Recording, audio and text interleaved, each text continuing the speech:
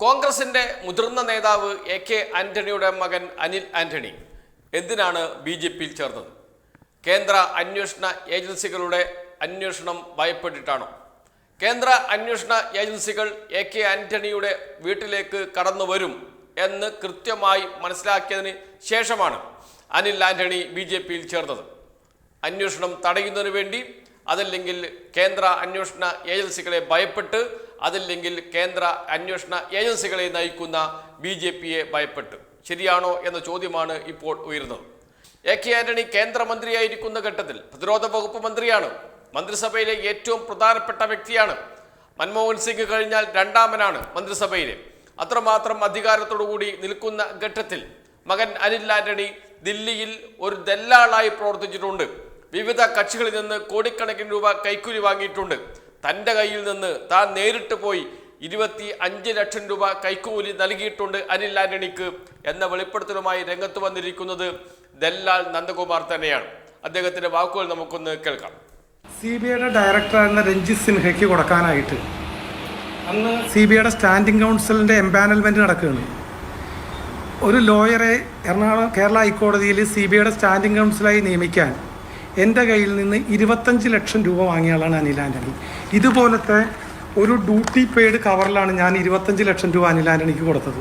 Defence minister വീട്ടിലുള്ള official ഓഫീസിൽ AK. Antony കൊണ്ടുപോകുന്ന ആയുധ ഡീലുകളുടെ ഫയലിൻ്റെ ഫോട്ടോസ്റ്റാറ്റ് എടുത്ത് വിൽപ്പന നടത്തി പണം വാങ്ങുന്ന ഒരു വലിയ ദല്ലാളായിരുന്നു ഈ അനിൽ ആന്റണി. ദല്ലാൽ നന്ദകുമാർ വാർത്താ സമ്മേളനം നടത്തിയാണ് അനിൽ ആന്റണിക്കെതിരെ രംഗത്ത് വന്നിരിക്കുന്നത്. എന്താണ് അദ്ദേഹം പറഞ്ഞിരിക്കുന്നത്? എല്ലാ മാധ്യമങ്ങളും വാർത്ത റിപ്പോർട്ട് ചെയ്തിട്ടുണ്ട്. ചില മാധ്യമങ്ങൾ പൂർണ്ണമായി വാർത്ത മുക്കിയിട്ടുണ്ട്, മലയാള മനോരമ പോലെയുള്ള മാധ്യമങ്ങൾ. എന്നാൽ ചില മാധ്യമങ്ങൾ, ഓൺലൈൻ മാധ്യമങ്ങൾ വലിയ പ്രാധാന്യത്തോടു കൂടി വാർത്ത നൽകിയിട്ടുമുണ്ട്. അതിൽ വന്ന ഒരു വാർത്ത അതിങ്ങനെയാണ്: ബി.ജെ.പി. സ്ഥാനാർത്ഥി അനിൽ ആന്റണിക്കെതിരെ ആരോപണവുമായി വിവാദ വ്യവസായി ദല്ലാൽ നന്ദകുമാർ. ഒന്നാം UPA സർക്കാരിന്റെ അവസാന കാലത്തും രണ്ടാം UPA കാലത്തും ഡൽഹിയിലെ അറിയപ്പെടുന്ന ബ്രോക്കർ ആയിരുന്നു അനിൽ ആന്റണി എന്നും CBI സ്റ്റാൻഡിംഗ് കൗൺസിൽ നിയമനത്തിന് തൻ്റെ കയ്യിൽ നിന്ന് 25 ലക്ഷം രൂപ വാങ്ങിയെന്നും ദല്ലാൽ നന്ദകുമാർ പറഞ്ഞു. നിയമനം ലഭിച്ചില്ല, പണം തിരിച്ചു തന്നില്ല. P.T. തോമസ് ഇടപെട്ടാണ് പണം നൽകിയത്. അനിൽ ആന്റണി നിഷേധിച്ചാൽ സംവാദത്തിന് തയ്യാറാണെന്നും അദ്ദേഹം പറഞ്ഞു. എന്ന് വെച്ചാൽ P.T. തോമസ് പറഞ്ഞിട്ടാണ് പണം കൊടുത്തത് എന്നാണ് പറഞ്ഞിരിക്കുന്നത്. ഗുരുതരമായ ആരോപണമാണ് ഉന്നയിച്ചിരിക്കുന്നത്. P.T. തോമസിന് ഇതേക്കുറിച്ച് അറിയാം, P.J. കുര്യനും ഇതേക്കുറിച്ച് അറിയാം. P.T. തോമസ് ഇപ്പോൾ ഇല്ല, P.J. കുര്യൻ ഇപ്പോൾ ജീവിച്ചിരിപ്പുണ്ട്. അദ്ദേഹത്തിനും ഇതേക്കുറിച്ച് അറിയാം എന്നാണ് ഇപ്പോൾ ദല്ലാൽ നന്ദകുമാർ വെളിപ്പെടുത്തിയിരിക്കുന്നത്. പിതാവിനെ വെച്ച് വിലപേശി പണം വാങ്ങിയ ആളാണ് അനിൽ ആന്റണി. അനിൽ അംബാനിയുടേതിന് സമാനമായ ഒപ്പാണ് വിസിറ്റേഴ്സിന്റെ ബുക്കിൽ അനിൽ ആന്റണി ഇട്ടത്. P.J. കുര്യനും ഉമാ തോമസിനും ഇക്കാര്യങ്ങൾ അറിയാം. ആരാണ് P.J. കുര്യൻ? കോൺഗ്രസ് നേതാവാണ്, ഇപ്പോഴും അദ്ദേഹം ജീവിച്ചിരിപ്പുണ്ട്. ആരാണ് ഉമാ തോമസ്? P.T. തോമസിന്റെ ഭാര്യയാണ്. ഉമാ തോമസ് ഇപ്പോൾ MLA ആണ്. ഇവർ രണ്ടുപേർക്കും ഇക്കാര്യം അറിയാം എന്ന് വെളിപ്പെടുത്തുന്നു ദല്ലാൽ നന്ദകുമാർ.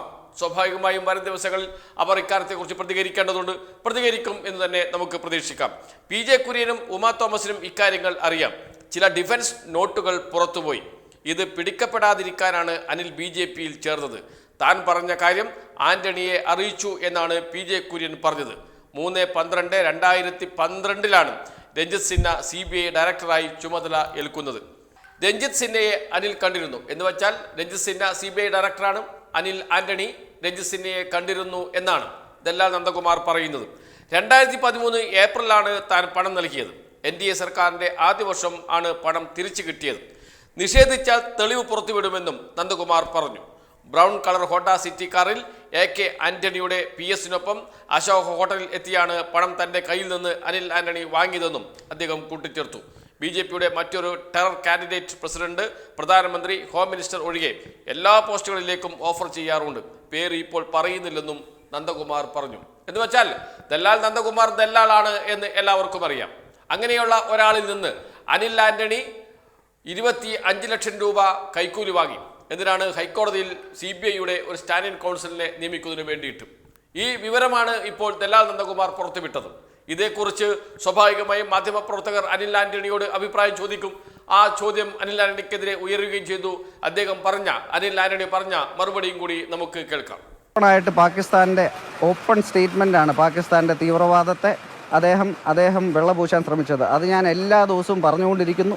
ഇന്നത് പ്രതികരിക്കാനാകാത്തത് കൊണ്ട് ഇന്ന് പ്രൂവൺ ആയിട്ടുള്ളൊരു ആൻറ്റി സോഷ്യൽ ദലാലിനെ കൊണ്ട് ഇന്ന് വാസ്തവവിരുദ്ധമായ സ്റ്റേറ്റ്മെൻറ്റുകൾ നടത്തിക്കുന്നു.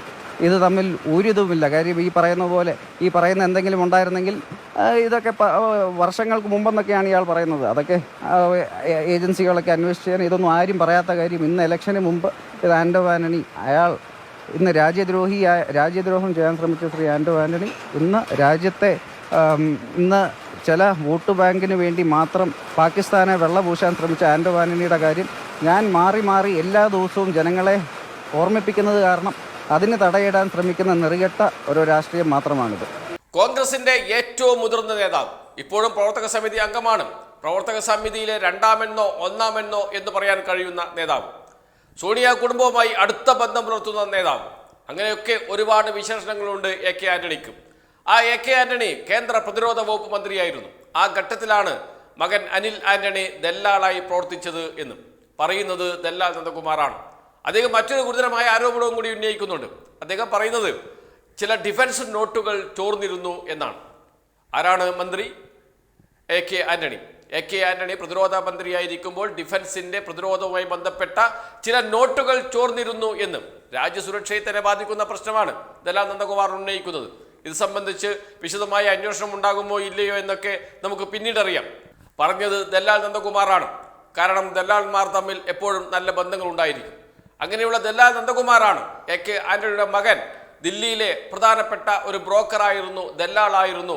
അധികാരത്തിന്റെ ഇടനാഴിയിൽ കൈക്കൂലി വാങ്ങി കാര്യങ്ങൾ സാധിച്ചു കൊടുക്കുന്ന ഒരു ദല്ലാളായിരുന്നു എന്ന് പറഞ്ഞു വെക്കുന്നത് വളരെ ഗൗരവമായ പ്രശ്നമാണ് ഇത് എന്ന കാര്യത്തിൽ സംശയമേയില്ല. ആ ചോദ്യത്തിന് അല്ലെങ്കിൽ ഈ വെളിപ്പെടുത്തലിന് അനിൽ ആന്റണി നൽകിയ മറുപടിയും നാം കേട്ടതാണ്. അനിൽ ആന്റണി എന്തൊക്കെയോ ഒളിച്ചു വെക്കുന്നുണ്ടോ എന്ന് ചിലപ്പോൾ അദ്ദേഹത്തിൻ്റെ ശരീരഭാഷ തോന്നിയാൽ സംശയം തോന്നാം. അപ്പോഴും അദ്ദേഹം ആൻ്റോ ആന്റണിക്കെതിരെ ഗുരുതരമായ ആരോപണം ഉന്നയിച്ചത് കൊണ്ട് തന്നെയാണ് തനിക്കെതിരെ ഇത്തരം ഒരു ആരോപണം ഉയർന്നു വരുന്നത് എന്നൊക്കെയുള്ള കാര്യങ്ങൾ വിളിച്ചു പറയുകയാണ് ചെയ്യുന്നത് അനിൽ ആന്റണി. ഏതായാലും അനിൽ ആന്റണി ഇപ്പോൾ സംശയത്തിൻ്റെ നിഴലിലാണ്.